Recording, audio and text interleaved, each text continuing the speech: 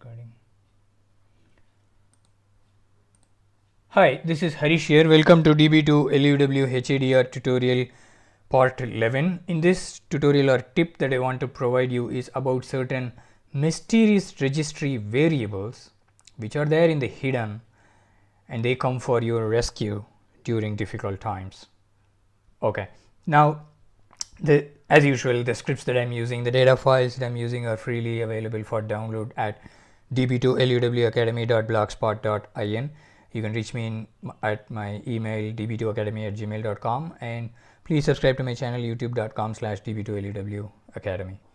This slide talks about the mysterious registry variables.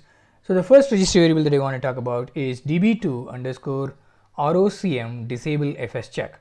Now what was happening is I was having a HA enabled instance with HADR database, like a database with HADR configured and everything. It's a HA enabled, high availability enabled instance using the TSAMP software.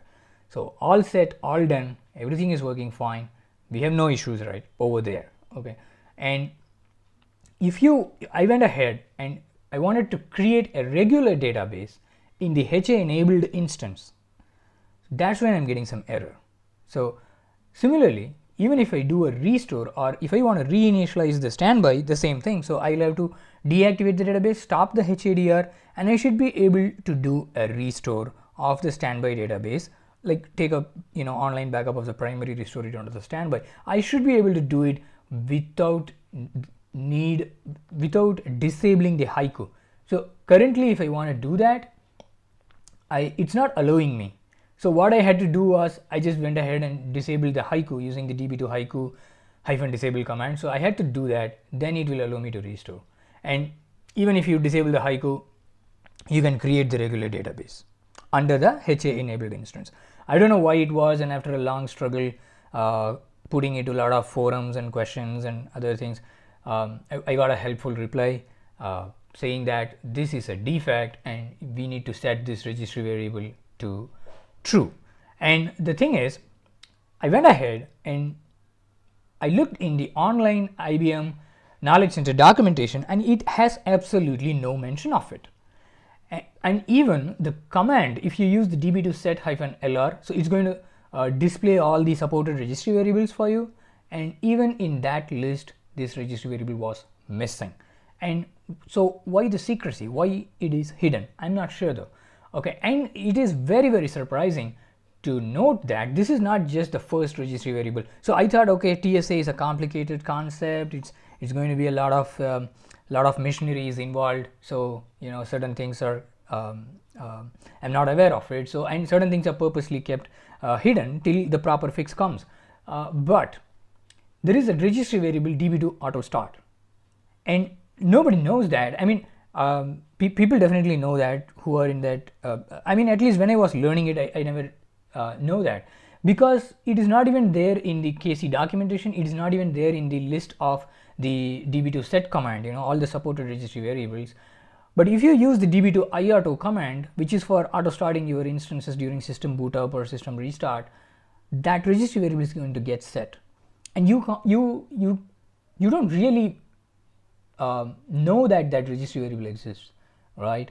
So that I don't know why the secrecy, but any case, as usual, we'll go with the examples, and I'm using all trial softwares here, and I have a system. Oh, I didn't have that. Okay, let me go to open a notepad. Yeah, okay, so I have already TSA HADR up and running. So I got to the root user and I start the domain RHEL dom, and I can show you the LSR domain and LSAM output. So I need to be as root user. The LSSAM output is there. So we have the database Muggy. It's online. It's configured with two systems, Red 1 and Red 2. Obviously the Red Hat 7.2 version is what I'm using. It's a developer edition. It's a free Red Hat software. There is a developer programs that has been launched by Red Hat. Cheers to them. Thanks to them for allowing me to use enterprise software. Okay, so now there is the thing. So everything is online, everything is working fine, and you can see all the databases are online, the virtual IP is online, and everything from a TSAMP HADR standpoint, everything is set up. And you can see the HADR output as well, like it's in the peer state like that. So you can see the Muggy database. This is going to be my standby, and it's in peer state with the primary, and my primary is this one. So you can see that everything is up and running and active and all. So far so good. So this is all painting a very rosy picture of it, but let's go to the difficult part. Okay, so I'm going to show you the db2 set all commands. Okay, so what is there over there? Okay, let's go to the standby machine. So I don't want to play with the primary machine. No registry variable set, that's fine. So which is what we want. Okay, and I'll go and create a database. Okay, db2 create db cuffs. I don't know, I'm just using funny name. Yep, let's do that, and there you go. This error has to do something with the file system, the storage path and things. You can repeat the test case yourself, and you should be able to figure out the dialog error messages. And so that's the error. It's not allowing us to create any database, and it won't even allow us to restore as well. So what I need to do, set this registry variable to true. Okay, and I'm going and setting it. Okay, and it got set, and this is the thing that I wanted to show you. So if I go and look for that registry variable, it's not there. It's just not there. So for example, I'll do the same command with, say, auto. I told you it's only auto config is there. I don't know why this guy is not coming up. You can see that I use the db2 iauto command. Okay, and I'll do the set all, and I'll do the same thing. Okay, so there you go, db2 auto start equal to s. Okay, and it got off also because I said db2 iauto off, right? So it got removed from the list. You can see the db2 auto start is yes when you set this db2 iauto command. So it's again a hidden registry variable. So if I go ahead and say auto, it's not showing.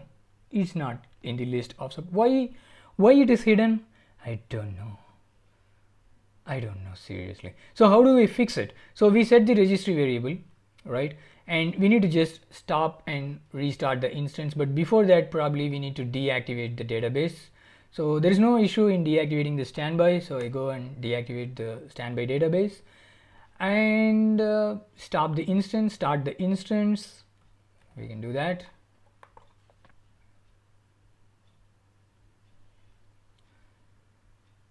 Okay, so let it start, and after that if I go and say create db cuffs, it's going to do that. It is going to do that. It should do that. I mean, I did the test case and I'm only giving you the video after that, so I know that it's going to pass. So it's going to take some time though, and the same thing happens for the restore. So I'm not showing you the restore scenario. I mean, I don't know, if time permits I'll show you, like, you know, the create db itself is going to take such a long time. So you can do the restore and try for yourself. So for the restore, all you need to do is just deactivate the database Muggy and stop the HADR, like db2 stop HADR on db Muggy, and then just do the restore. And if you do that without setting this registry variable, it's going to fail. And if you set this registry variable and you do the restore of the standby, which is like reinitializing the standby, it is going to be a pass. So I have done that test case, and I'm not deliberately showing you here because of the time constraints. I want my videos to be like 10-15 minutes, max 20. So I don't want it to get so extensive or to the level where people will not watch it, you know. Yeah. Yeah, so I think I'll just leave it at that. It's doing a lot of create database activities, and any case you believe me, okay, so please believe me, I kindly request you to trust me here. The create db will be successful. So that's the tip that I wanted to provide. So I don't know why it is hidden, why it is why such secrecy. It's not there in the knowledge center, it's not there in the even in the list of supported registry variables. Maybe it's some kind of a patchwork or something. So if some defect is there, they just fix the functionality in a non-ideal way, and they just provide you the fix by means of enabling this registry variable, and eventually it will get fixed in the product and you might need not use this registry variable at all. Maybe that's the reason, and I'm not sure, I'm just guessing here. So in any case, I'm not affiliated with IBM, so I have said that a number of times. Yeah, that's the thing that I wanted to show you, and you can see that every yeah, we deactivated the database, so it's just showing us the in the locked state.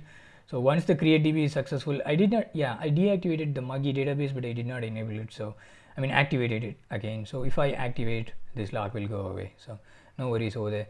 Okay, yeah, that's it. So that's it in this video tutorial. Hope this information was useful to you. Please subscribe to my channel, youtube.com/db2luw academy. See you in the next video tutorial. Until then, bye bye. Okay, one last time, let's check whether it got completed. No, my system is slow. Okay, we'll leave it at that. Thanks for watching the video. Please subscribe to my channel. Bye bye.